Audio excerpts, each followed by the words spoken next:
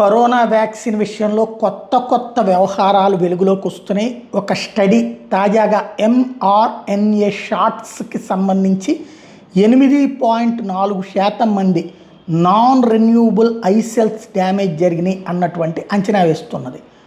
64 మంది young adults వ్యవహారంలో researchers పరిశోధకులు కనుక్కున్నది ఏంటంటే ఇర్రివర్సబుల్ స్ట్రక్చరల్ డ్యామేజ్ జరిగింది కరోనల్ ఎండోథెలియం మీద. సెకండ్ ఫైజర్ డోస్ తర్వాత ఇది జరిగింది. మొదటి ఫైజర్ డోస్ కాకుండా సెకండ్ ఫైజర్ డోస్ తర్వాత ఇది జరిగింది. ఇప్పుడు ఫైజర్ని ఆల్రెడీ వ్యాక్సిన్ ఆపేశారు. ముందు ఆ వ్యాక్సినే గొప్పదని ఈవెన్ మనకు గుర్తుంటే ఒకసారి రాహుల్ గాంధీ నరేంద్ర మోడీని అడిగాడు, ఫైజర్ లాంటి డోసులు రెడీలో ఉండగా అది వదిలేసి మన దేశానికి సంబంధించిన డోసులు ఎందుకు వాడతారు, అవి అత్యంత పవర్ఫుల్ అని.